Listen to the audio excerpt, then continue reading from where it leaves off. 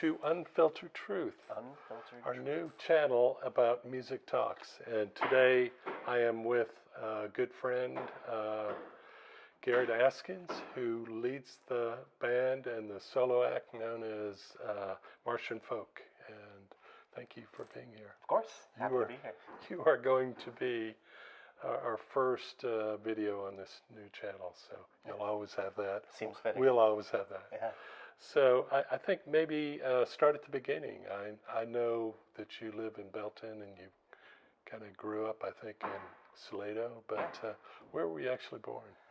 Born in Temple at Scott and White, and then, lived in Salado the first 18 years of my life, and then got the heck out as fast as I could, as one does when you live in Salado for too long. And then, wound up back here and live in Belton now. And your father was a teacher at Salado High School, I guess? Yeah, my dad taught theater. Yeah, exactly. Okay. He went from algebra to theater, so got both sides of the brain taken care of. And did you do theater? I did, yeah. I loved theater growing up. I loved being on stage. My first performance, maybe not so much. They kind of had to push me out on stage when it was about time to go on stage. I just decided I didn't want to do it anymore, and then they pushed me out onto stage, and then the crowd loved me. I was just a little kid, and I think I was a crow. I was doing a little crow dance. So, yeah. So did you do more dramatic later on? Or did you do some music theater? Or? Yeah, I did a little bit of everything, and I always took to the serious, but the comedy within the serious. That's kind of always been my thing. Is just finding the humor in the very serious is my favorite style of acting. Okay. Did you take any other or do anything else musical in high school? No, not musically. I really just took one guitar lesson starting out, and the guitar teacher just basically took basic chords off the wall, a big poster of basic chords, and said, "This is all you need." Cowboy chords. Yeah, and that's pretty much what got me to where I am now. It's like just a bunch of basic chords and figuring out rhythm along the way. How did you start writing? I was writing a lot of lyrics down, and I wasn't too big on reciting poetry, even though I took to that in high school as well, and did that for a long time, but it felt like it was lacking something, and so I needed some chords to play and start writing songs. How old do you think you were with those first ones? 13, 14.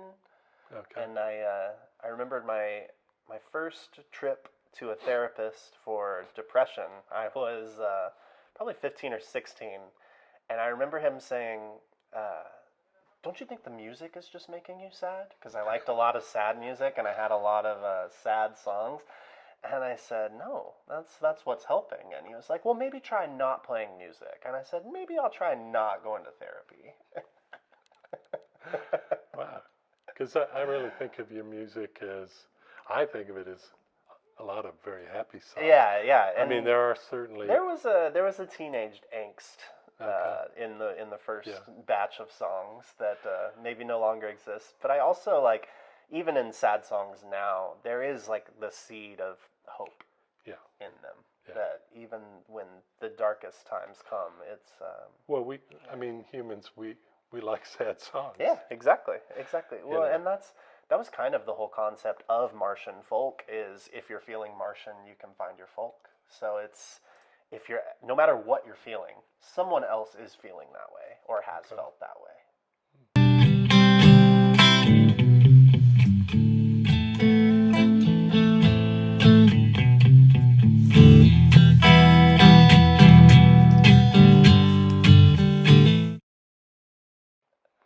Well, let's talk a little bit about your family. Obviously, we are good friends with your mother, and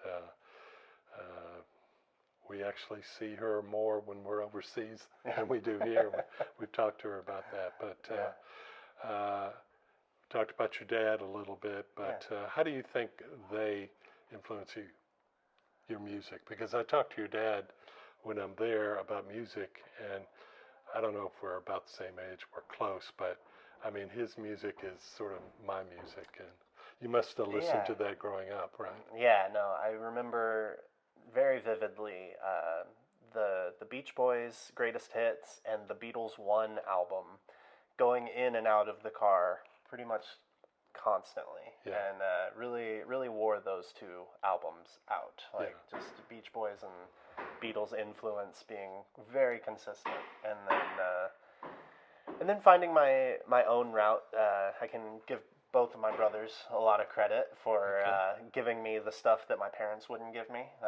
Eminem was huge for I can and then Bright Eyes found its way into my life, and then that led me to My Morning Jacket, and just So, but my mom is she's I would say my example of grace. I think my mom is grace defined in a person, embodied in a person, and she's given me a lot of the space that I write music from, and she and my dad both. My dad taught me how to be in the spotlight and not really shy away from it, and my mom taught me what to do with it. I think. Okay. It's kind of the balance Kind of they've the given social. me. Yeah. And I know you both meditate. So yeah, exactly. You share that, and how do you think that has influenced your music, or does it? Oh yeah, it definitely does. It is in itself a meditation of sorts to just let it flow, to just be, to not get attached to anything. I mean, I play so many shows, and they're 3-hour sets where, I mean, at Acropolis, I don't take any breaks. I just start and I finish 3 hours later. And so there is a meditation to that. I think growing up playing basketball really helped with that too, because, you know, playing basketball, you're flowing within the game. And if you start to force it or play at a pace that isn't your own, things go south pretty quickly. And when you shoot a shot and you miss, you have to let it go. You have to let it go. You can't be holding on to that for the next shot, or, you know, and it's the same thing. When I started playing solo gigs, I was so nervous about the mistakes being so clear, because in a band you can hide a lot of that stuff. Like my misses are very much covered up by their makes. But solo, they stand out a little bit more. They do, although it's always been my experience that the creator hears it a lot more than everybody else. You know? You know, but especially in live performance where it's gone. If you're recording something and there's a mistake, you have to hear it every time you listen to it, and that would be horrible. But it's tough. So I'm curious about your grandfather. I hear a lot about him, and I know when you go to the cabin in the creek, or that's strongly associated with him. Yeah, he was, I would say, like, the strongest person I've ever witnessed. He's kind of like the epitome of strength for me, and he was always so soft with me and so hard with the outside world that finding that balance is really beautiful. And we've got our cabin out in the woods, out in the bee cave, and being out there with him, that's where I remember him as a person. And I don't know when he passed away, but I mean, was he able to experience your music before he passed? Only a little bit, not much, but undoubtedly now. Undoubtedly now. I have a couple songs that I feel him in. The same with my uncle Dan, who also passed. I feel very much him, and I actually play one of Dan's songs now, because he used to always love to hear me play his song. Which song is that? It's called Wintertime. I don't play it often, but when I do, I feel him. Okay. So do you remember when you first got it in your head that that's what you want to do with your life, was music? I think I still get that into my head all the time. I think I still like, is this it? Yep, this is it. This is it. Yeah, it's a constant asking, but it took a while. I think I was in college, still going for theater, and I was still being on stage and convinced I wanted to be an actor because I really love the idea of just being on stage and performing. Yeah. But then I really got tired of being other people, and I had to find a way to be myself on stage, and music was a very direct outlet because every time I play a song, it's like opening up my heart and soul, basically just like reading people my journals, because that's often I'll just stream of conscious into a journal, and then all of a sudden, like one line in there rhymes with another one, and I'm like, well, there's a chorus, and just pull that and just put it to chords. So, did you finish college, or Nope. did you get Nope. I in theater, there was this really interesting thing where I realized they were teaching me how to teach theater instead of teaching me how to actually go out and do it. Okay. And then I realized that if I really wanted to do it and I auditioned, I'm not so sure that they would care if I finished college or not. Yeah. If I was the right person for the part. Right. So. And did your family support you in that decision, or? They wanted to real bad. Both of my parents are teachers, so that's a little bit sacrilegious what I just said. I think to their frame of mind, but they are also experiencers of just life, and they just really want me to be happy and feel That's like feeling. myself. Yeah, that's the feeling I have. Yeah. Well, I think you've answered one question I had, which was, if you weren't doing what you're doing, what do you think you would be doing? And maybe it'd be acting. Yeah, it could be acting in some way, shape, or form. Do you ever get that bug to, if there's some kind of local theater group or anything, to do any acting, or Yeah, I think it's an eventual thing. I think it'll happen eventually. I think right now, just in the way that I've set up my life, it's not really possible, just because every weekend I'm playing music, supporting myself in a paycheck to paycheck sense. And so, I want to talk about Martian Folk. How did the band kind of get started? And I will tell you that I think I've shared this story with you. I happened to be at Barrow in Salado, where I think you were working. But that's the first time I saw you play. And for whatever reason, I think Jennifer wasn't there that night. Maybe I went with a friend and came back home, and I remember I was very excited. I said, I saw a really great local band that night. Yeah. And the lead singer was just, I'm not used to seeing people just so into their music in the moment. It was just, there was nothing pretentious about it. It was dramatic. It was just real. And, it was amazing. I said, we got to go down there. And so we started going down there. Is that, had you already been performing for many years at that point, or is that near the beginning? That was very close to the beginning. Yeah, that was very close. I mean, I had done open mic nights here and there, but never really with a band of any sorts. And it was definitely the beginning. Okay, and I know that those band members are a little bit different than now. I guess almost completely. But how did you get started with that group? Yeah, I mean, it was really just meeting at Barrow Brewing, and we got it started, and it was very much just like, hey, I play music. Hey, I play music. We should do this together. And it just became, it's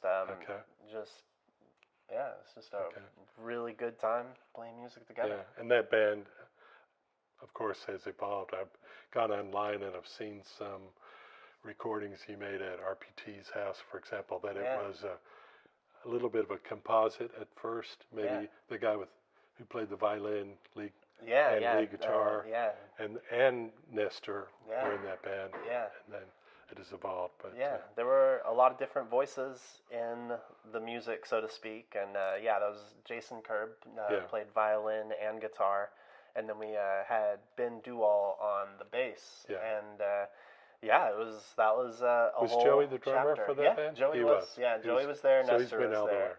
Okay. And then yeah, we just kind of like just went separate paths at a certain point, and we had David Bergam play guitar for us for a little while, and then he ended up moving out, and then we just found our core four with me, Nestor Rios, Joey Turner, and then Marshall Fowler. Yeah. Was there Martian Folk before there was the band in your head? Yeah. So we actually were we initiated, and we were just Garrett, Jason, and Ben, and then we became we were all working at Barrow Brewing at that point, so we became On Tap, which was I thought pretty clever, you know.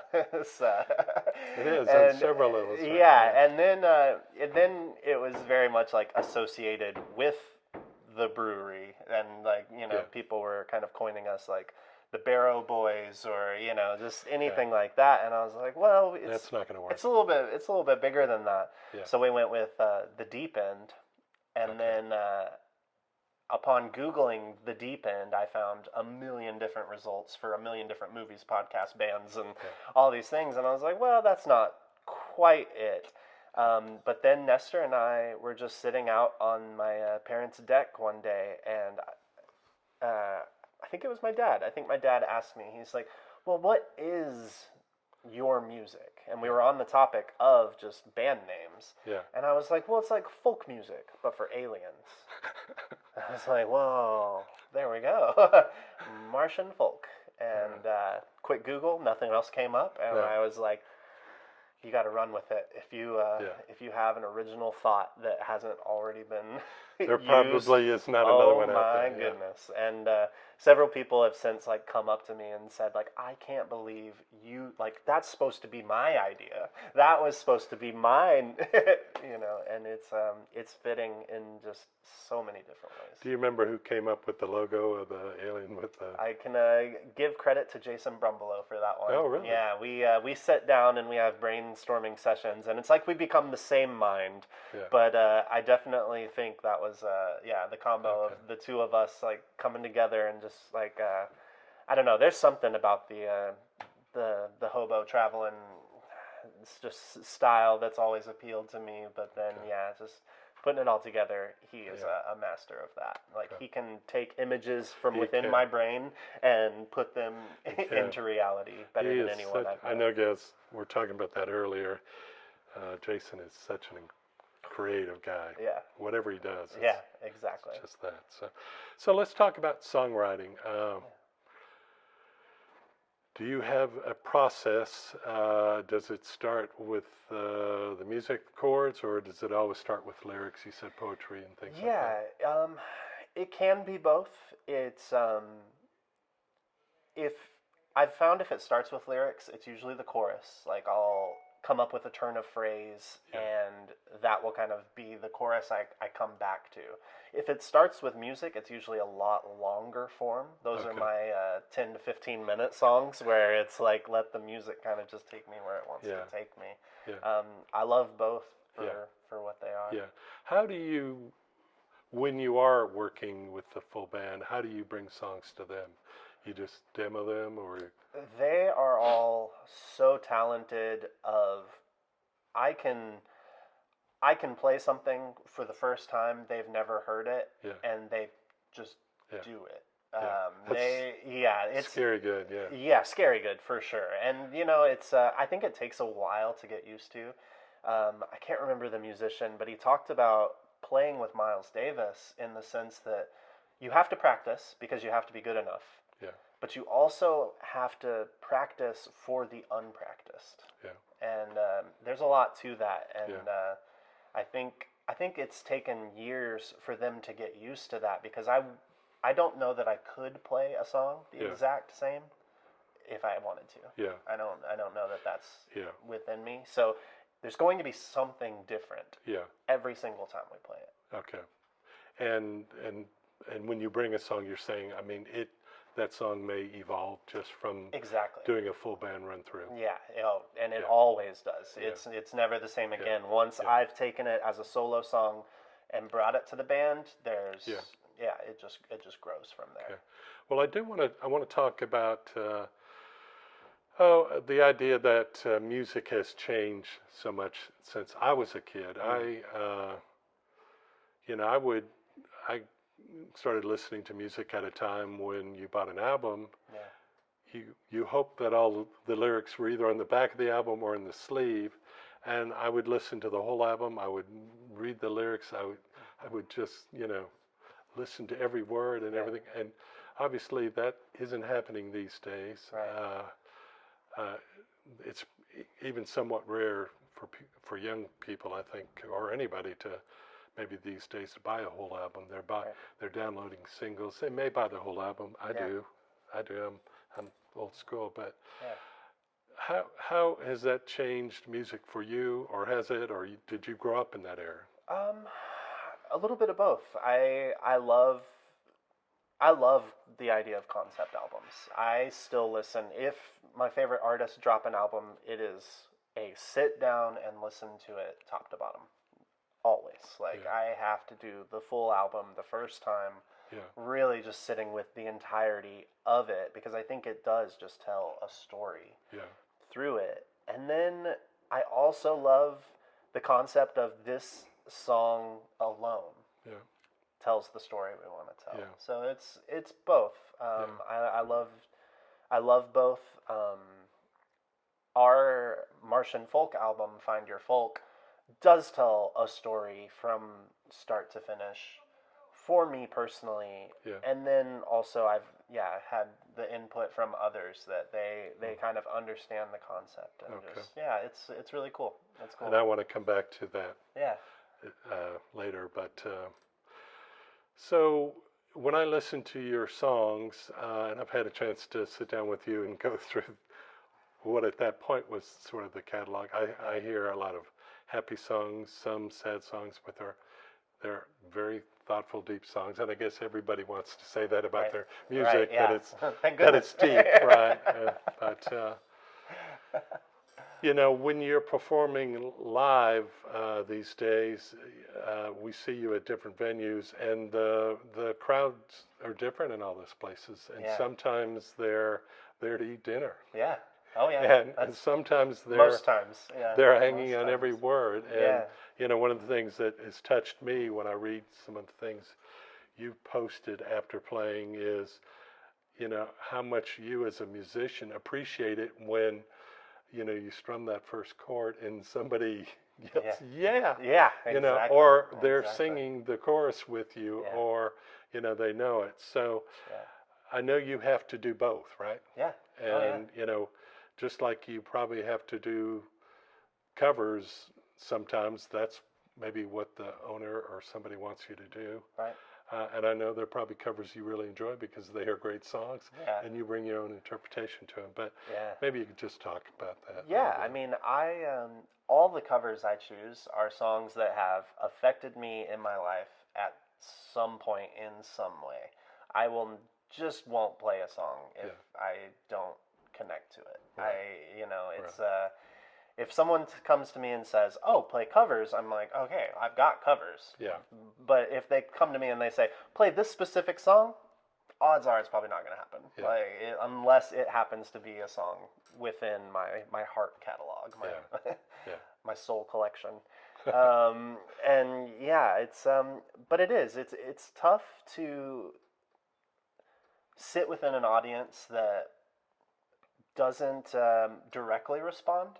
Yeah. But I've found a lot of peace in the energy of considering that I'm still playing for them, to them, and I like to think that it seeps into like an unconscious level of like they leave feeling good, and whether they attribute that to me or not, but like if they feel just slightly more peaceful because I was playing music, wonderful.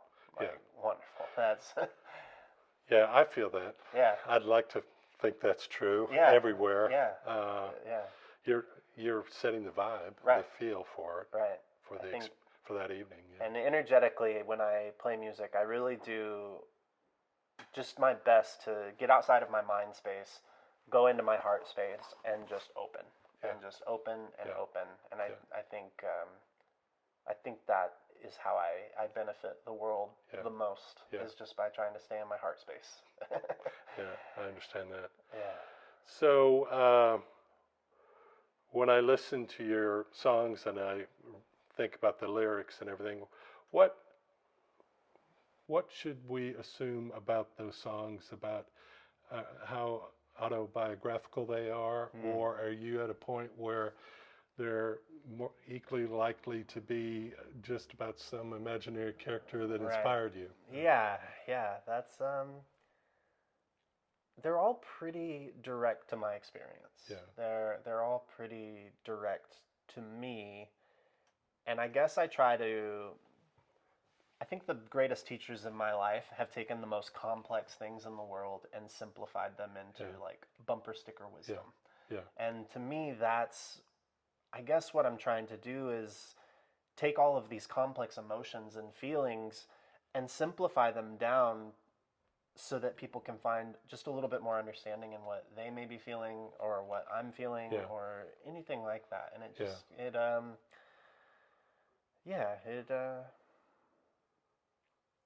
it's just, simplifying really complex things, but almost always autobiographical to where I'm at or where I was or where I want to be. Because I think people can relate to that. I think. We live in a very political time. Yeah. Unfortunately. And it just feels like anywhere you go that maybe half the room is feeling one way and, so on. But just from talking to you, I know you have feelings about what's happening, and I don't want to get into politics here too much, but do you make a conscious effort to not bring politics into your songs? Or it's just such a polarizing issue to reach everybody. I don't know that you can. I've actually got one specific lyric that always makes me feel basically what you're asking, and it's oh, half the world's gone crazy and the other half is getting there. And I think that, to me, with just all the political issues, we've taken to self-identifying with our belief and our stance. And if you say like, oh, I am a Republican or I am a Democrat, you are taking it as a self-identity. You're saying I am, which is, I think, is the strongest statement you can give the universe. And then you're following it with something very boxed in, very very literal and very confining. And then when you say that, it leaves out everything else that you are. But then when someone believes differently than you, that's when you feel personally attacked instead of just accepting A and B. It becomes a personal attack because you're self-identifying with. Now I can appreciate that, but I'm also thinking back to, I'm thinking about Bob Dylan, because where he isn't so much standing up and saying this is what I am at this moment in time, but he is commenting on injustice or something in the world that he thinks is either unfair or affecting his life or many people's lives in an adverse way. Is there a line there somewhere? Yeah, I definitely think there is. And I think there are so many like brilliantly minded people that speak to injustices and their thoughts and their feelings of the way that the world should be. I think that is, there's so many, countless people that do it. I don't know that I necessarily feel the need to do that as well. Okay. I think the world is just chaotic enough. I like to add just peace into the chaos. Okay. I think peace is trying to take back, just to take a step back from it all, see it all as one instead of dividing it into several parts.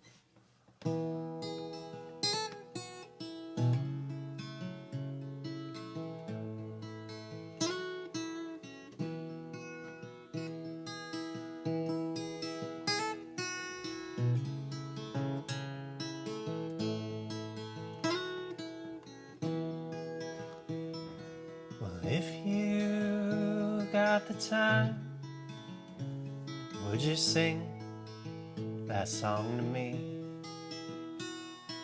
The one where the world falls apart while you're thinking clearly. If you got the time, would you sing that song to me? Oh yeah, half the world's gone crazy, the other half is getting there.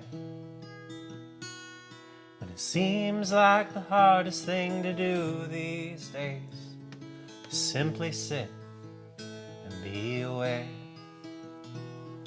So if you got the time, would you sing that song to me?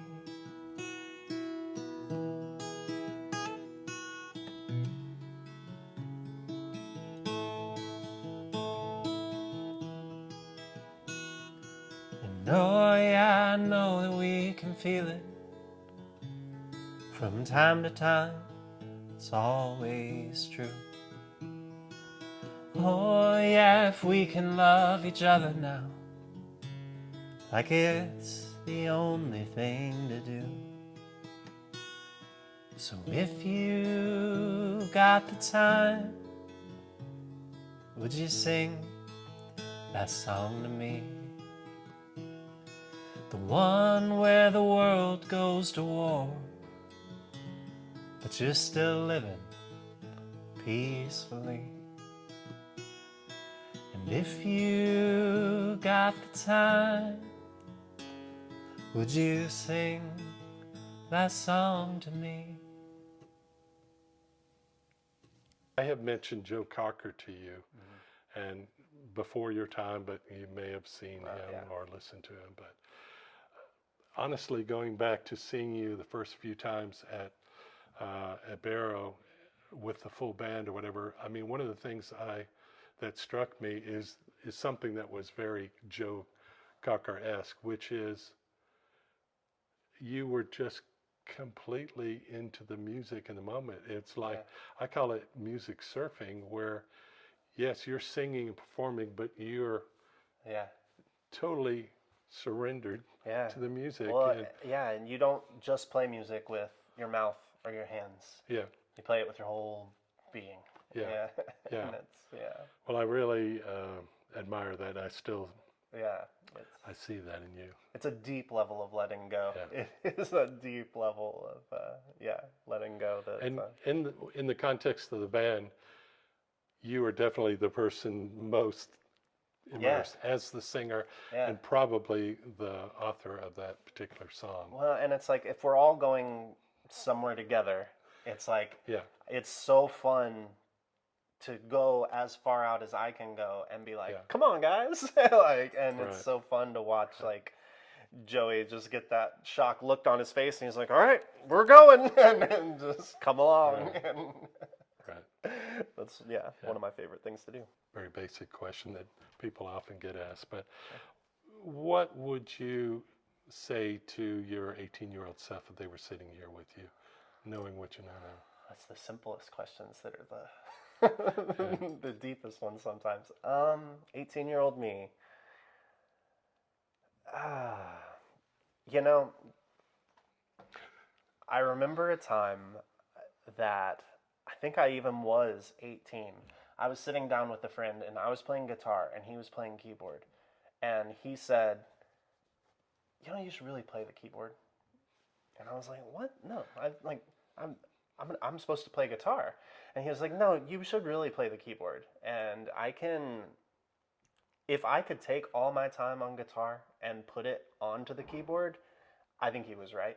I think because you can make a keyboard sound like anything, I think I should have gone that direction at that point. Okay. So if I could go back and tell my 18-year-old self to just humble your ego a little bit, don't worry about this person telling you, but this is the universe talking through this person. Hey, play the keyboard. I probably would have done it. Do you doodle a little bit? No, it's like every time I touch a keyboard, I'm like, well, I should probably just be playing guitar because I've spent so much time That's true. Yeah. playing guitar that I feel like I should just keep going with that. Because, I mean, just in the last year, I listened back to some of my recordings within these last year. If you played something for me now that, like, maybe 2 years ago, Right. I wouldn't believe that it was me playing the guitar. Okay. Like, it's so much of a difference and so much of, like, where I've actually wanted to get to. So you feel like you're evolving greatly as a guitarist. Yeah, for sure. Yeah. And it's That's your goal. Is that just from COVID? The loop pedal. It is the loop pedal. Yeah, and playing at some place like the Acropolis where you just have a little more it's free form. Very much the Acropolis free form of just being able to set a loop. And if you're the background, nobody's gonna think. Well, maybe some people think, but they're like, how long has this one particular song been going? And sometimes it's 20 minutes. I mean, sometimes it's 5, but you know, I can really stretch out a song and get lost in it. Yeah. But I love that space. Yeah. I love that freedom. Yeah. And I think people are also wondering, how the hell is he doing that? Yeah. Because they're not sure. Oh, for sure. I don't see the other guy there. But Exactly. Well, and I mean, we've pulled it off with just the two of us, me and Joey, like Joey playing the drums and me playing. We've had our friends who also play music come up to us and say, that was just 2 of y'all? Yeah. Like, that was so much sound for just 2 people. Right. And it's, it's fun. It's just layers on layers on layers. Yeah. And then to build them up and then to peel them back. And then, it's a fun experience. Well, you have a lovely voice as well, and I am curious. That's why I was asking in school whether you had been in chorus, choir, or anything like that. Yeah, musicals, no, not it's, really. Any voice lessons? No. I mean, I guess with theater, learning to hit the back of a room without a microphone is huge with the diaphragm and all that. But I remember being awful at singing and kind of telling myself, well, a lot of people don't like Bob Dylan's voice, or a lot of people don't like the way Bright Eyes sings, so that's all right. But I really have it. I think it's just a muscle. I think absolutely everyone is capable of singing, but you have to get through that uncomfortable first part. It's why I could never play violin, is because it's so close to your ear that playing it terribly is really terrible, and it's just right there. I would never be able to do that. So do you do any warm-ups before a show if you haven't performed in a while, or? You know, not too much. I probably should. But I do listen to songs. There are, like, for Acropolis, I cannot tell you how many times someone has told me I'm like James Taylor. And so that's a fun mode to kind of get into in Acropolis. So I'll listen to, like, You've Got a Friend, and just really get into that mindset, and then go play. And so it's less of like a physical warm up, but more of like just like an energetic warm up. Is like I make sure that I'm where I need to be to just get into that heart space. If the mind's too loud, maybe like listening to Muji and meditating will set me where I need to be for that. Or listening to My Morning Jacket rock out is just another like way to just get me to where I need to be, to just be open to whatever I need to be open to. Can you tell somebody who maybe has never done that kind of performance how you feel at the end of a show, maybe where you guys have been playing for 3 or 4 hours and you're moving across the stage and singing? Yeah, it's well, directly after, it's the ultimate high. It is the ultimate high of just like true connection. And I find that connection in myself, but when I can look out at a crowd, and I call it shining eyes. When people's eyes are shining, that's just truth. It's just pure connection. When people come up to me after a show and say, I needed that, is my favorite compliment. It is the ultimate compliment for me as a musician, because I can always say, well, me too. Like I needed it too. But I think we all need it to some degree, whether it's, I think we all just crave connection. Yeah. And that right after the show, that is just the ultimate, everyone's connected and it doesn't go anywhere and it stays around and there's just this high and it's like a relaxing, but you're also just amped as can be. You're coming off this just energetic high. Yeah. And then, for the full band stuff, I wake up very sore the next day. And it is always a constant inspiration to be in shape, but I'm not sure what kind of neck exercises I need to do to make me not sore the next day. But there's something out there that I'm missing because, I am very sore the next day after full band gigs. Yeah. And I would think mentally even, you're... when you have that many songs that you guys are performing and you're remembering the lyrics or reimagining, improvising lyrics, that's a lot of mental... It's a subtle thing that happened at some point where I'm not too sure, but I did stop playing music from my mind. Yeah. I really did. Like what does that mean? So like, I'm not remembering the lyrics. They're there. It's not.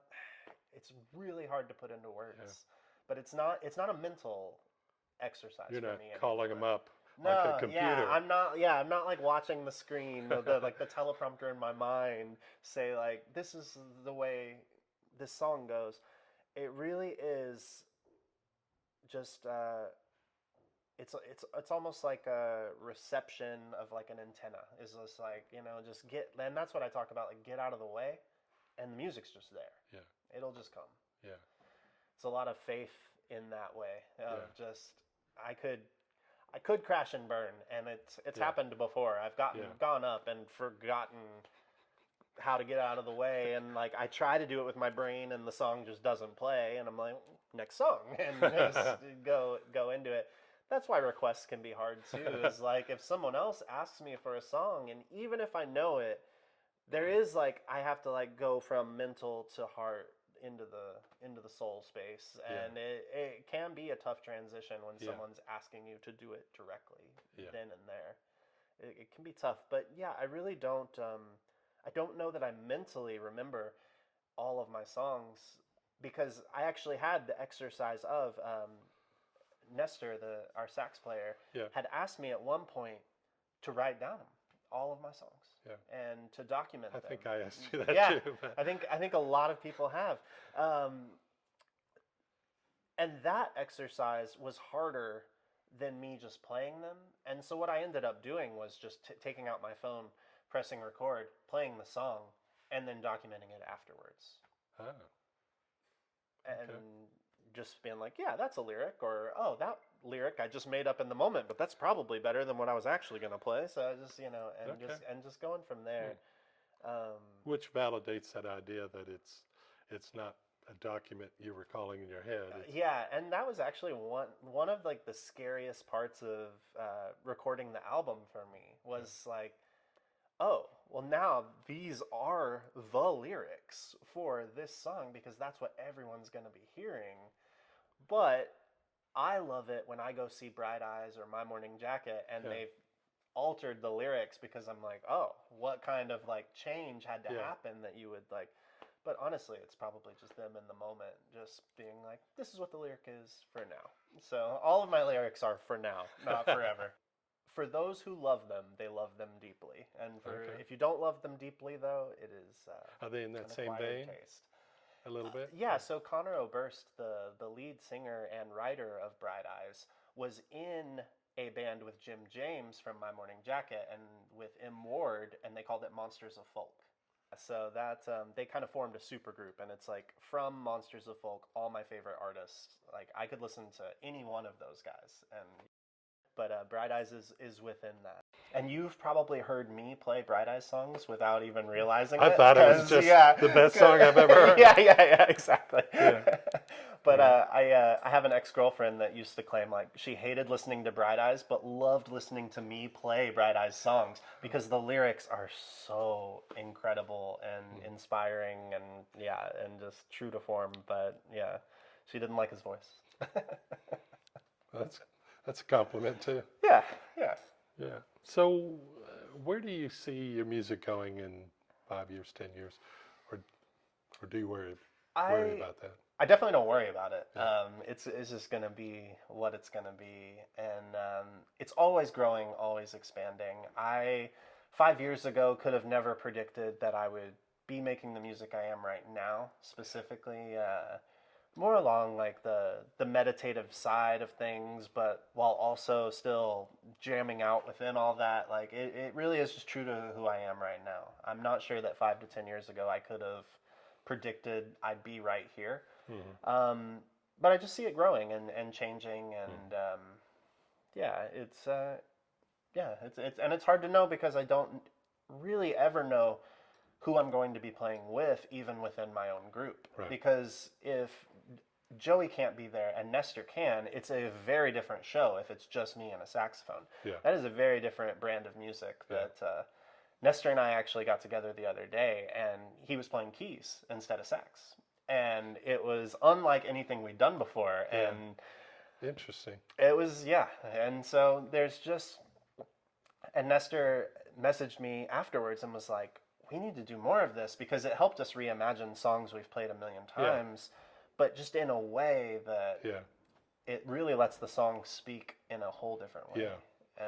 And there's an album that U2 put out in the last year or so that is just that. It's just, I think it's just The Edge and Bono, where they just reimagined all their songs. Yeah. And it's hard, I would think. You know, to say, I'm going to make a conscious decision to step away from that arrangement or those instruments and do it. Yeah, it is. It just, you get really set in playing it just one way, but it also breathes new life into the song when you can give it a different arrangement or play it in a different way. A couple things. One is in some of the things you posted online, you've really spoken to your fans, how much you appreciate them, and just thanks, I think in general terms, to people who do things like attend live performances or tip their musicians that they see. And I know that means a lot to you, and it's everything, right? Oh, it is. It is just pure gratitude for everyone who supports me in doing this. It's wild to me, and I jokingly say, and it's a joke, not a joke, but the only difference between me and a homeless person is really cheap rent. But every time I set up, in essence, I'm sitting there opening the guitar case saying, like, please allow me to keep living the life that I live right now. And it just has worked so far. Right. And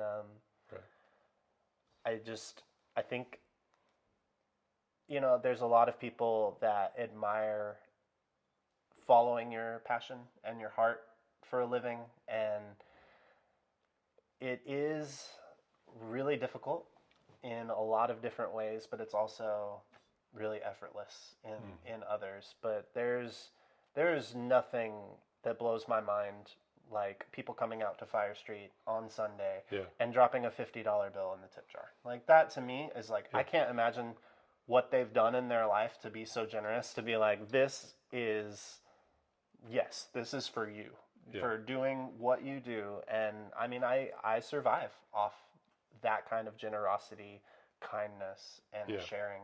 And it's such an exchange to open your heart in the way that I attempt to do all of the time and be met with that same kind of sharing. Yeah.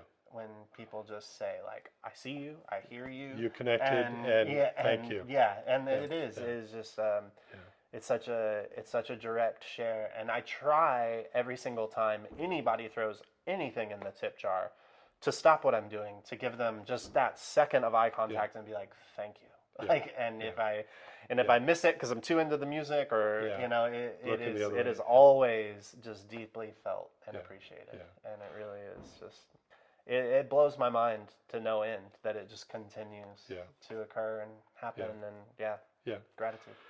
Well, you spoke earlier, and I'd like to go back to you. The band did record last year an album, and you went to Austin, and you've told me a little bit about it, but maybe you could talk a little bit more about what that was like, what you learned, and the experience. I mean, I learned that I was not very good at playing guitar.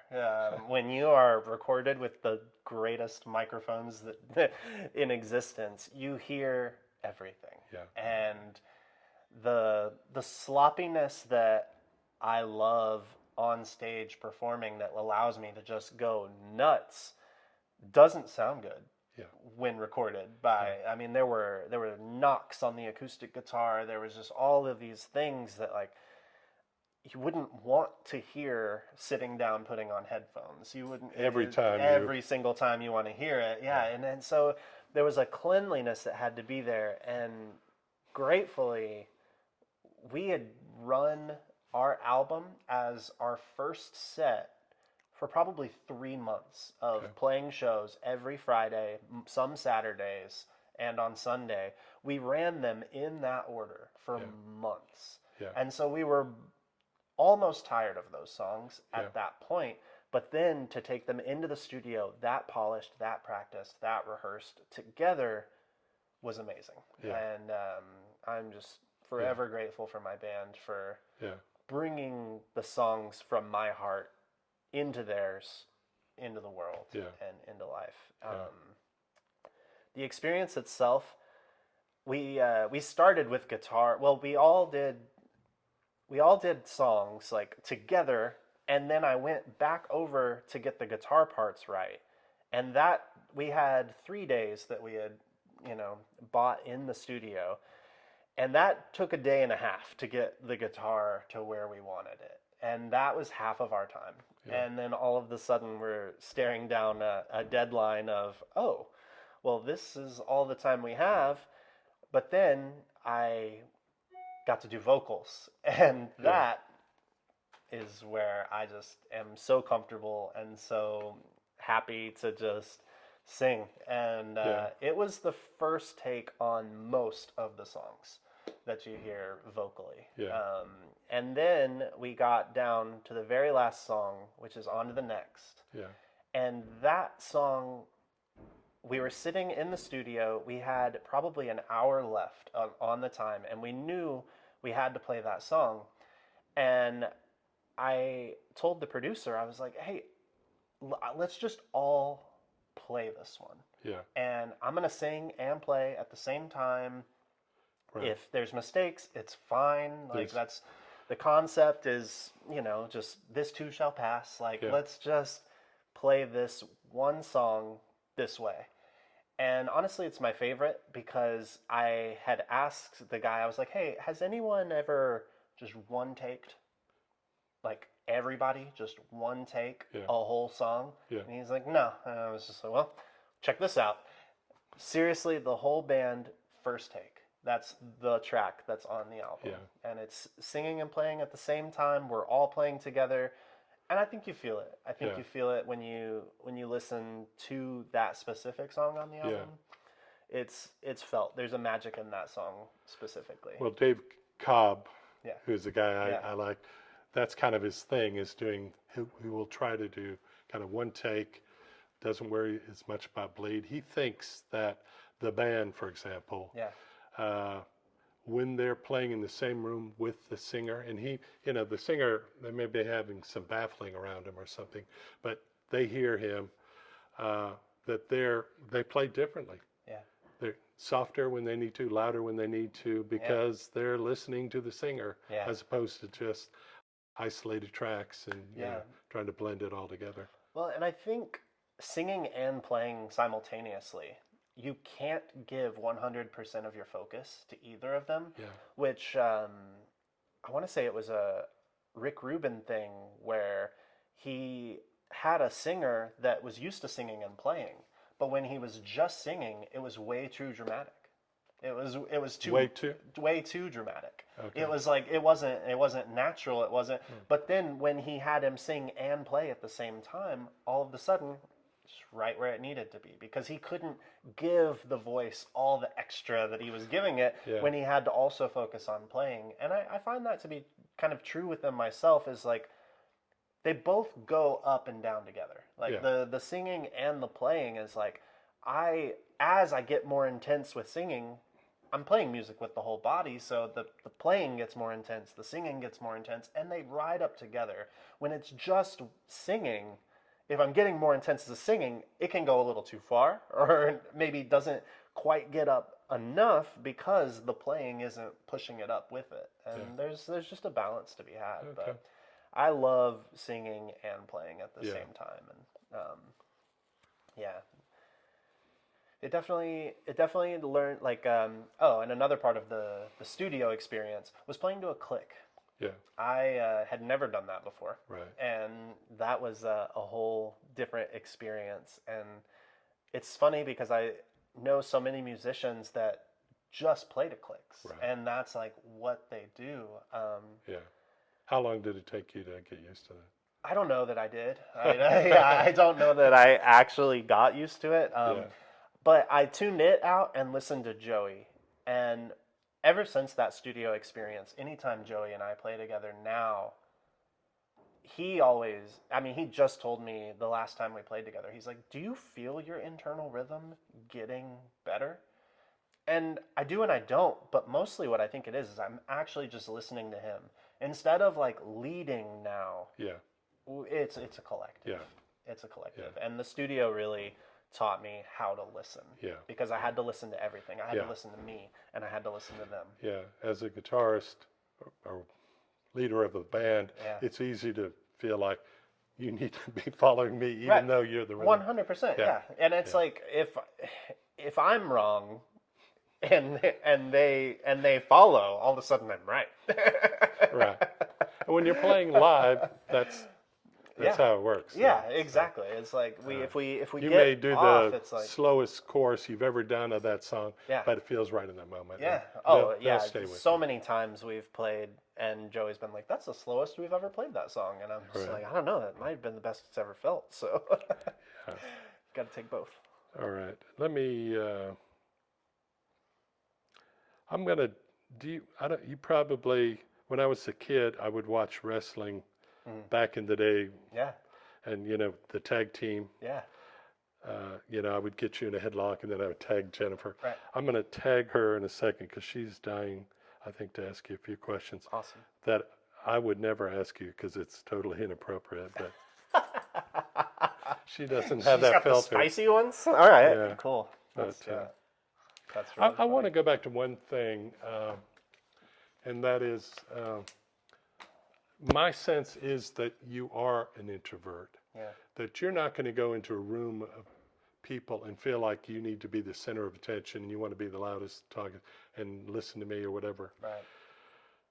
But as a performer, you transcend that somehow, and that is your thing. And there's no ego involved in it. And I'm talking, and I really want to hear you talk about it. But I have not played anywhere near as much as you, but I had the hardest time getting out front that way. And I just felt I'm too shy, I'm too quiet, I don't want to do that. But I am intrigued by that idea that when you're on and immersed, you are the most extroverted person in the room in my eyes. Oh, for sure. Yeah. But away from that, that's not necessarily you, and for sure. Is it liberating? It is. Yeah. It is fun to just let go, and I'm pretty sure if everybody did it, it would just end up in a bunch of love for everyone, because like anytime I've truly let it all go, most people have given me the feedback of love. And so that leads into it being a little bit easier, and knowing that most people are going to love it if I just let go and be myself. Like that it gives me a comfort. That context gives you that freedom to do it. That if you just did it in the restaurant by Right, yourself, right. they're going to say, "This guy's drunk." Or, Yeah, exactly. Yeah. Well, I've actually wanted like to be like, man, what is that guy on, and where do Yeah. I find some? Yeah. Because I've always liked the idea of people just not knowing but liking it anyway. Yeah. Well, you said in that thing I read that I copied down because it was just stuck with me, is that somebody is watching you and they say something like, "You must be on mushrooms," Right. or Exactly. something, Exactly. because they can't imagine somebody just being so immersed Right. in their love of music. I mean, music has genuinely gotten me higher than drugs have Yeah. before. Like it has. Like it is straight up tripping sometimes, and it really does like take me into the present, but also like there's times where I can just close my eyes and hear Nestor play a solo, and all of a sudden I'm in just like the 1930s or 40s, and we're just in a smoky jazz lounge, or just like I've been playing, and all of a sudden I close my eyes and I'm like on stage at Red Rocks or Woodstock or just anything, and it's like it. Joe Cocker at Woodstock. Yeah, exactly. No, I love with a little help from my friends that Joe Cocker at Woodstock. It really is just so incredible and inspiring. Yeah. But I've always been interested in time travel, but I'm really bad at science. So music is the way that I can approach time travel. Okay. I have two more things, and so get ready I'm going to end up. I'd like, you're a father. You have a son. I'd like you to talk about that if you'd like to. Sure. What it's meant for you, how it's changed you. Yeah, tough one. There's just so much. My son Albus is just the perfect mirror. He shows me my highs and my lows, and he really is truly just the perfect mirror for where I'm at, where I've been, and where I want to be. And I am a better person for having that mirrored to me relentlessly. Yeah. Relentlessly. Yeah. Because he's just wonderful. He's just wonderful, and it's probably hard to have a bad day when you're with him. Or really easy. It depends on the day he's having. It can be both. It can be both. Yeah. Because man, seeing your lesser sides mirrored to you is the most intense of challenge. I think that's why people get challenged in relationships so much. Is we're just mirrors for each other, and when we show each other our highs, it's wonderful. When we show each other our lows, it is just so painful, and it is just hard to see and hard to cope with, and it can be really hard. But I just have the best co-parent in Misty. That she really is just the epitome of love in a mother, and she really is. She often tells me that I don't exist in the same world as everybody else. So she's really, really great at bringing me into this world and helping me be just a little more practical in my approach, because there just are certain ways of this world, especially when kids get involved, that it is just so deeply important to make sure you're continuing to be your best self, and that is that's the goal. In that same little article, or it's not an article, but where you were talking from inside your head on Facebook, you talk about I take very seriously the idea of not taking things too seriously, or paraphrasing it or something. For sure. Can you talk about that a little bit? Yeah, it's I mean, I play for a living. In more ways than just music. I am at my best when I'm not taking things seriously. Even if it's a very serious situation, if I can approach it lightheartedly, odds are it's going to end up well for me. And it just is like, if I can approach things softly, openly, lightheartedly, and find the humor in the situation, no matter how dark or dire the situation may be. It may be frustrating for other people when I show up lightheartedly, and don't they feel like I'm not taking it as seriously as they do. But I'm always trying to put my best self forward, and I know what works for me is play, and just.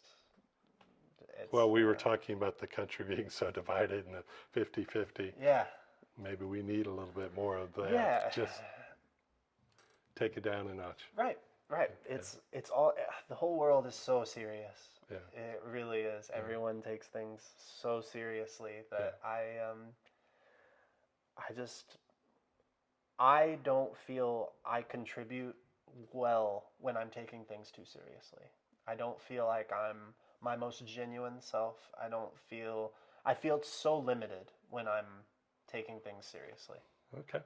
That I can find a lot of freedom in play. And Well, thank you for. Yeah. I'm going to do my wind up here because she's going to come in, but thank you for taking the time to talk to us today. And for folks who maybe haven't seen you perform live or listen to your music, what's the best way for them to download or buy or? Yeah, just Martian Folk on most streaming platforms, if not all.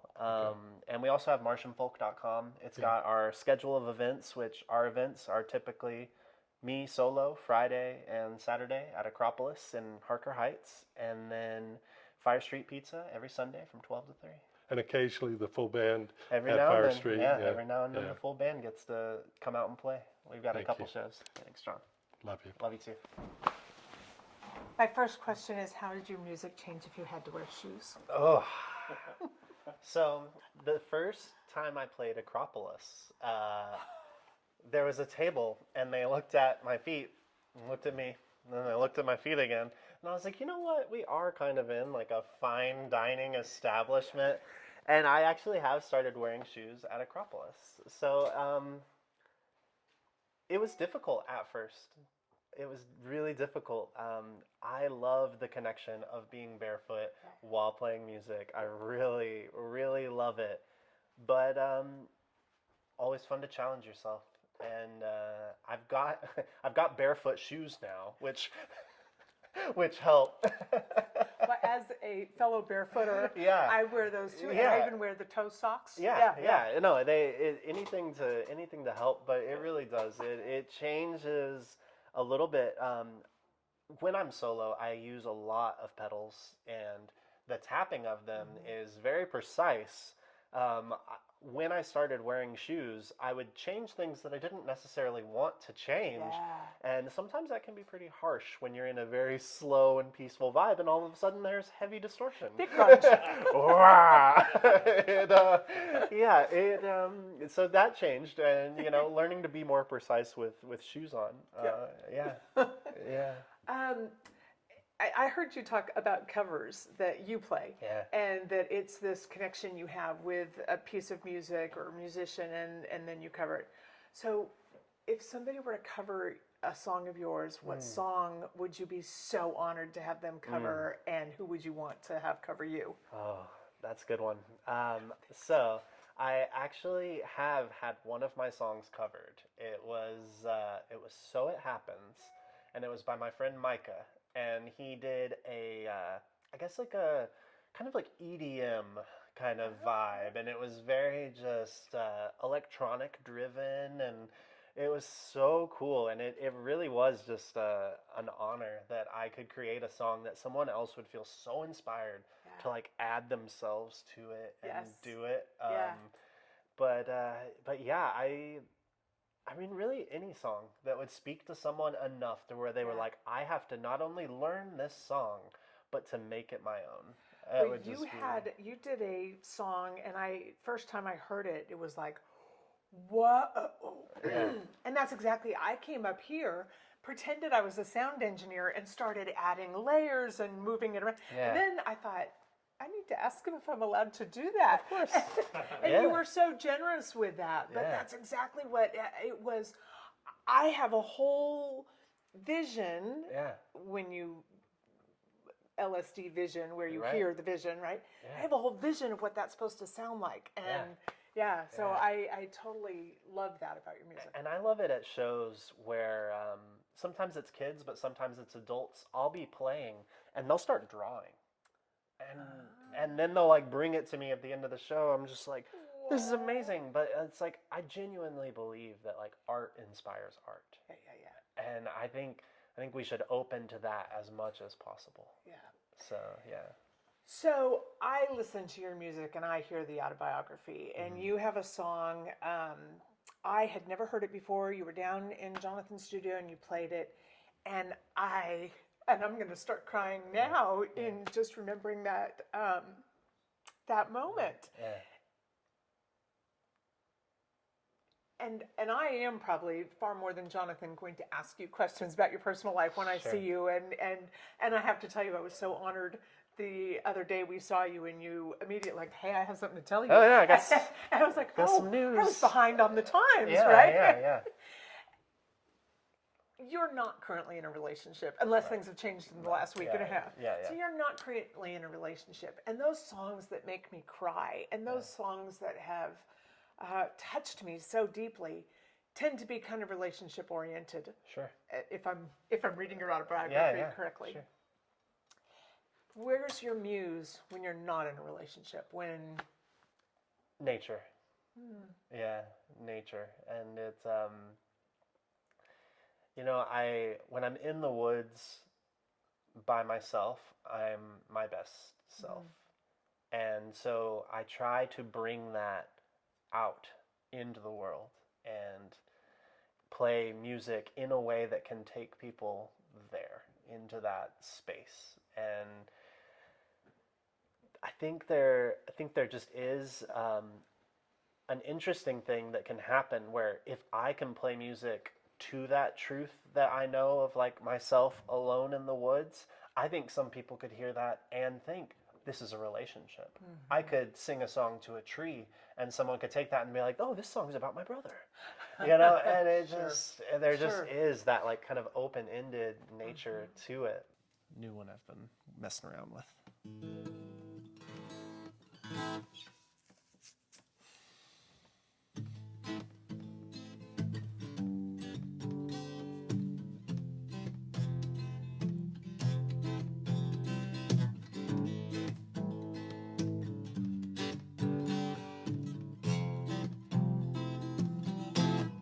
Shot out of the night like the light from a star.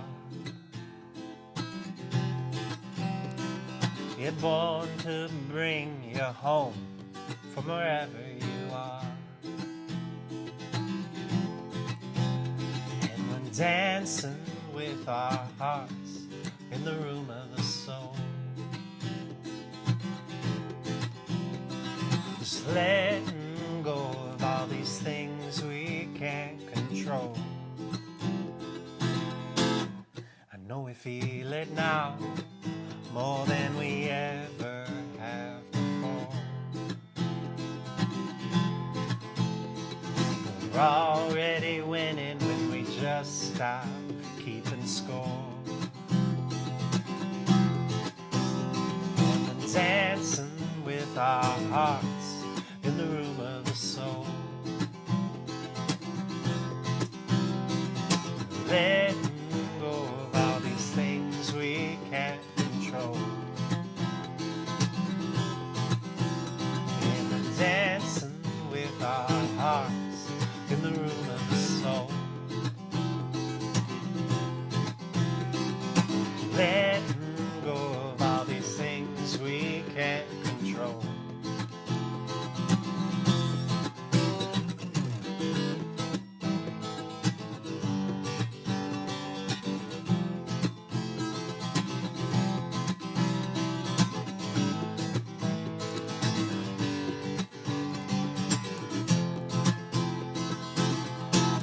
Well, if we can let it go, just be what it will be. Oh yeah, it's clear, that's the way to get free.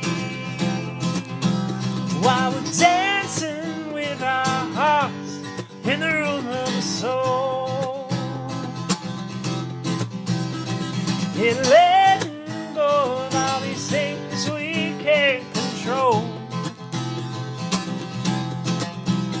And we're dancing with our hearts in the room of the soul. Oh, oh, yeah. Doing our best to play our part amongst the whole. And we're dancing with our hearts in the room of the soul. Yeah, we're letting go of all these things we can't control. And we're dancing with our hearts in the room of the soul. Oh, oh, yeah. Doing our best to play our part amongst the whole. And we're dancing with our hearts in the room of the soul. Just letting go of all the things we can't control. Yeah. Yeah, that's it. Good. Love it. I love it too. But yeah, I've got plenty of songs about my past relationships and things like that. And if I'm remembering, was it Bright-Eyed Friend? Yes. So Bright-Eyed Friend is an interesting one because I've had 3 or 4 of my friends say, was that song about me?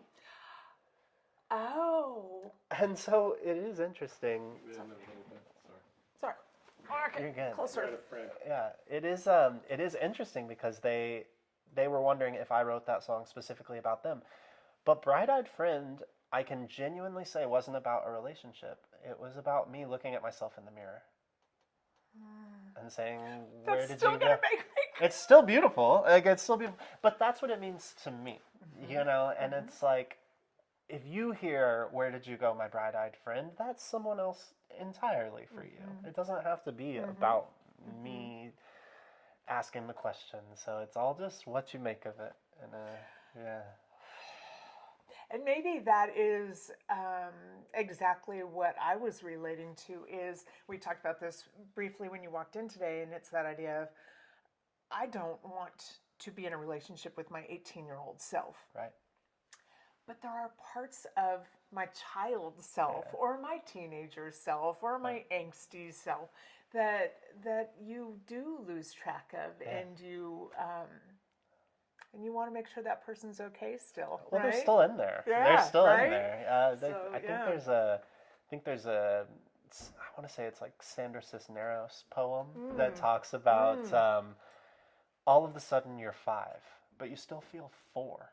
Oh, You're still in there. Oh, for You're still sure. in there. When all of a sudden you're 6 and you just learned how to be 5. Yeah, I know. It's just like Well, and the older all you still get, in the there. younger I am. I mean, I keep thinking that as I hit old age, that I will act and feel old aged. Right. And I'm still, and I get shocked when I don't look 20 anymore because that's who's in there, right? Yeah. Well, and it is. It's like when we look in the mirror, it's like when you take off all the layers and it's your real self. Is that still the same real self that was looking in the mirror when you were 12? When you look at it today, is that the same real self? So that's such a good question. These are the conversations I love with you at 2:00 in the morning. Yes. This is the stuff I love because it is that 12-year-old self that's still looking. But you know what? That 12-year-old now has 30 more years of experience. So much life experience. Yeah. And so they can bring new eyes to it. But the 12-year-old's still looking, Still right? Still there. Yeah. Still the same check-in. Still same. Yeah. So if I were to sum up your relationship history, I would say, man, I don't know anybody with messier relationships than you. Yeah. But I would also say, I'm not sure I know anybody with deeper relationships than you. Yeah. Yeah. I think finding simplicity in the most complicated who I am as a person and an artist. Yeah. I think I seek out the complications to make sense of it, to understand them, and I think to go that deep into the complication also gives you the deep understanding when you come out of it. And when you're in it and you're just so lost, I think that's why I love the shows I love, the movies I love, the songs I love, is like being so lost, but then just understanding your way out of it. Biggest understandings you've taken away from those relationships? Biggest understandings. It's all just a mirror. It's all finding it within yourself, that the best thing I can do for anybody else is work on myself. The best thing I can do for any other person is be the best person I can be, with no expectation of any kind of outcome at all. Tell me about the jewelry you're wearing today. Some of Yeah. that looks new to me. Oh, this I actually got from Muji when I was in Portugal, sitting with him in meditation and just learning what it really means to be still and be quiet and be myself and to just let my mind go. And it is a constant reminder. I wear it most days, and then I wear the yin and yang every day to remind me just that it is all a balance. I had a big chapter of my life where I was only focused on the light, and that light just kept getting brighter and brighter and brighter and brighter, and then the shadow gets darker. And when you don't pay attention to the balance of, man, that shadow can get dark, and it sneaks up on you in a hurry. And when that bright light goes out and all you've got is that big shadow dark left. dark shadow, it's tough. So I remind myself that You've made some personal decisions. You do not drink anymore, correct. and I don't know about this. I know you used to use drugs a lot differently than, and I don't know if you're using now at all, but I think you were using them differently. Yeah, for sure. Is that you calming down and becoming who you need to be without that, or is that just learning? What's the change from it?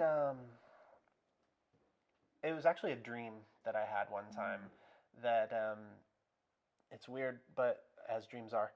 But in the video game The Sims, they have this little crystal above their head, and the color of the crystal is like the quality of life that they're living. In my dream, it was that, but it was a number. And everyone had like this like spirit number above their head. And as people would go and like take a drink, their number would get lower. And I realized it in myself that like any kind of like emotional or spiritual vibration I was on, anytime I would take a drink, I would feel less of it.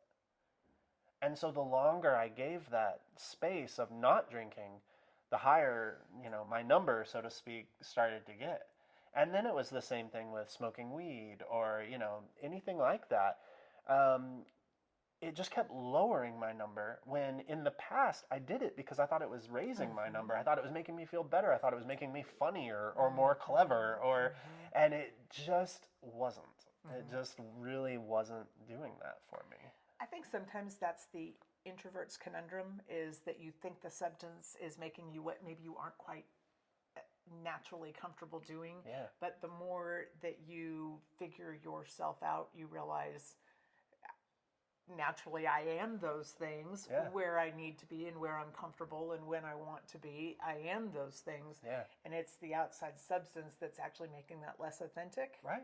It kind of just takes you further away from that. That was the constant fear. It was the constant fear of like, what if it all just goes away? What if because I would smoke before playing all the time, and it was in that state that I was comfortable creating.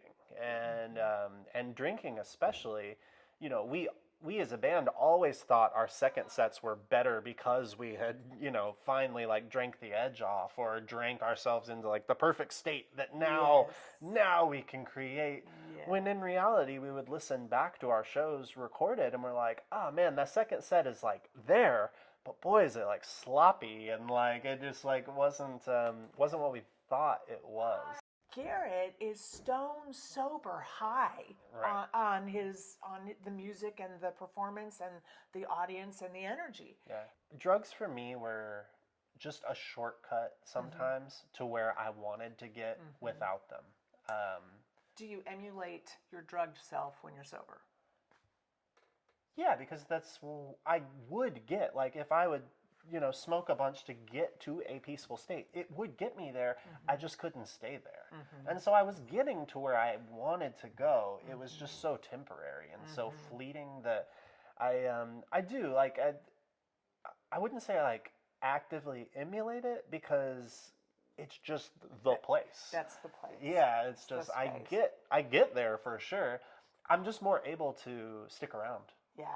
And I get to choose when I leave. I get to choose when I come well, and and go. I think that balance issue is a whole lot easier to control when you're in control of it, Oh, and for it sure. isn't a substance, diminishing or peaking. Oh, the hangover from a music high is much better than a hangover from an alcohol or a drug high. It is.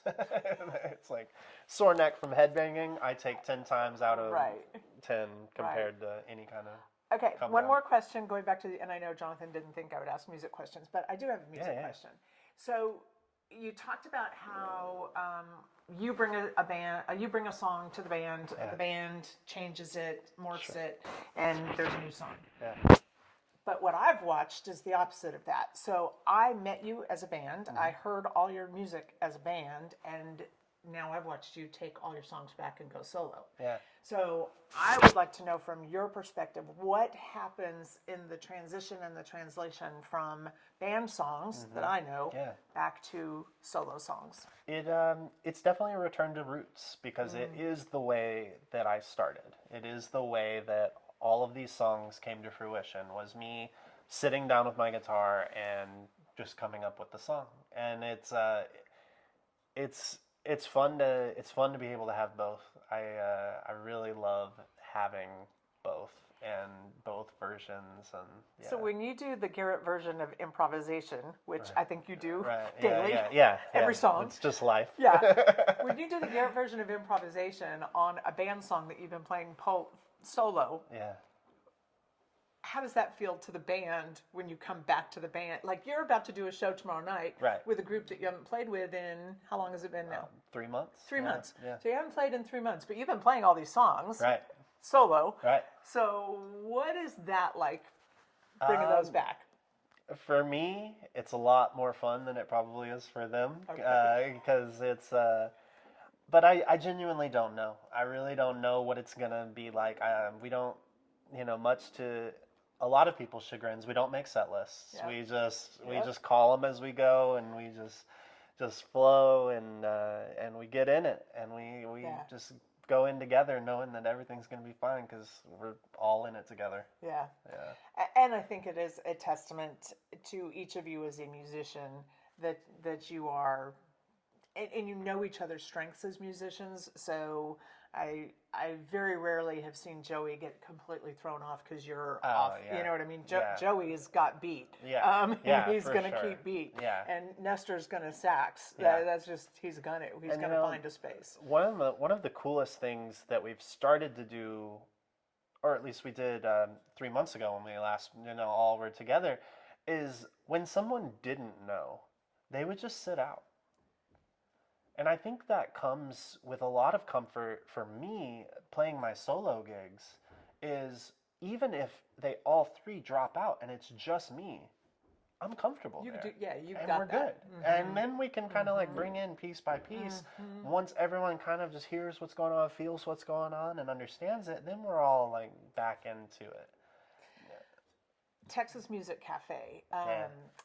I loved watching your band at that experience, but you played it solo, and I didn't get to see that. So talk me through the differences between those two shows. So that was intense. That was my first solo opportunity to be in a listening room where people were just listening. Yeah, they're not there for And dinner. Not there for dinner, like. But I have a deep love for Texas Music Cafe. It is my favorite venue that I've played so far, just because of that. People show up for the music, to be in the music, and I mean, it happens in passing at Fire Street or at Roots or just all the places we play, but not quite like the pure intention just being the music. And Texas Music Cafe does that. It does. Better than anyone around that I've experienced. The only thing I don't love about it, there's no dance space. Yeah. And music makes me move. Yeah. And so Fire Street, I Right. love Fire Street. Whatever seat I'm sitting at, I get to get up and move. I was actually just reflecting on a night at Fire Street with my buddy Matthew, and I was telling him there was one night, there's perfect weather. The sun went down, they had all the yard lights going, tons of people out there, but I would say about 10 to 15, maybe 20 people came up to the front of the stage. And it was like, what? All of a sudden a concert was happening. Yeah. And it was just the wildest experience, Yeah. because in a venue where it is easy to just go do your own thing, everyone wanted to do this one thing with us all together, and it was just so cool. It was just so cool. I can imagine. Just yeah, and so it does happen, but at Texas Music Cafe, maybe a standing kind of space. Yeah. But then they also record at a professional because level. we'd be loud. and they move around, and like Yes. they're the cameramen and women Yes. are so wonderful They're at just so like good. agile moving around, and all the angles matter, and it's just I but- came home from that telling Jonathan, like, oh, I just took a master class in live music filming. Oh my gosh, yeah, that's the place to do it. Yeah. The first time we played there, we had Jordan Valentine open for us, and I have all the love for Jordan. But that was just such a fun experience, and I've always wanted to be on like a Tiny Desk concert or KEXP, and like that's like the closest we've come to that experience. But I'll still go back and watch those performances on YouTube and just be like, man, that was so good. It's so good. And and I just I've been trying as much as I can to film myself playing music, but there just is a difference. I mean, the product of Jason Brumbelow and I going out to the cabin and him recording me is such a different thing. And I mean, he's just so good at putting it all together as well. But it's such a different thing that like when I think that's just the idea of making a team of, okay, my art is the music, and I love just deep diving into my art. If I don't have to worry about the camera, or I don't have to worry about what this looks like, or anything like that, I get to be in the art. If someone's art is doing the camera, like Jason Brumbelow with his vision and camera work is so fun and so imaginative, but that's like his passion. He loves to just like deep dive into that. And then it's finding the same person that like social media is just their art. They just love it. And I think if we can build a team that has joy for all these individual pieces of art, that's where it's really just going to take off and grow. So that would have been my question. We have spent some time in the past few years talking about goals and growth and what you want to be and how you want to get there. So what are the missing pieces at this point? I just I wear most of the hats, and I don't really like wearing hats. I just kind of want to play music. So I think it is finding people that just understand that about me, and kind of just finding, I would say, tribe of just people who genuinely want to pursue a part of this adventure. And it could be a solo adventure at this point. Oh yeah, for sure. It's like if someone came to me and they said like, I have a deep passion for social media, and I have what it takes to help you do this and go there, and I'd be a fool not to just at least give it a try. And just I'm open to almost all opportunities. It's just there is a part of me that still just wants to play music. So that is limiting, and I'm very much aware of how limiting that is because I'm very comfortable doing what I do, and to get in kind of places of uncomfort. I know that's where the growth is, but it is not an easy step. That's not an easy Not step, an easy especially if step. you're on your own. Yeah. If you don't have somebody either pulling you, guiding you, Yeah. holding your hand and taking you. Yeah. I think that is a harder step too. Yeah, and I mean, even just in keeping the band together, it's a challenge because I mean, we're all living lives, all outside of this, and I mean, Joey's in other bands. Nestor's got his work, his kid, his wife, and Marshall's same thing. Got the wife, got all these things, and it's just it can be tricky to all just come together over and over again, and then I think to make something grow, it really is just an everyday, every moment, believing in it, throwing yourself into it, and just doing it that makes it happen. And I think that's just finding the right time, the right place, and the right space in life to just. And are you in that space where you're just waiting for that tribe to come to you, or are you seeking tribe? Yeah, I would say I have enough trust that they will find me, or I will find them as I go. It's not an active search, but an openness to whatever will be. Okay. Yeah. You know I love you. I love you too.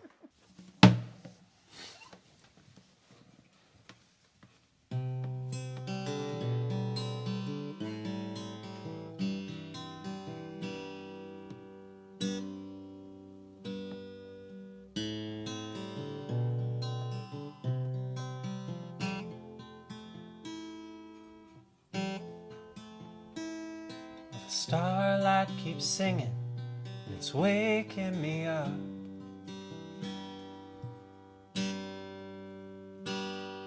But nothing says heartbreak like a cold coffee cup. And the world just keeps spinning, and I'm getting dizzy now.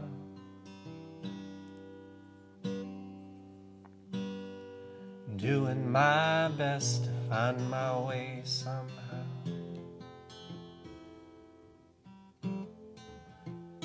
And it's on to the next. On to the next.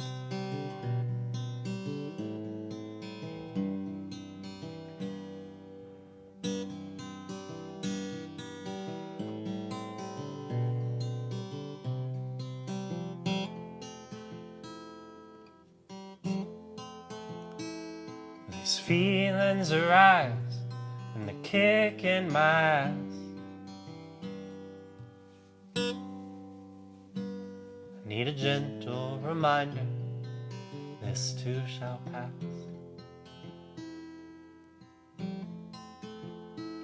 'Cause you say it'll be alright, and I know that it will.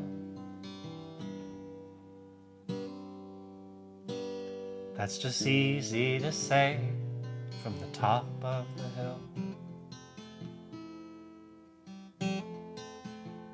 And it's on to the next.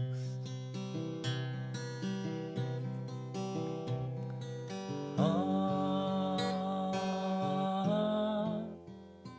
to the next.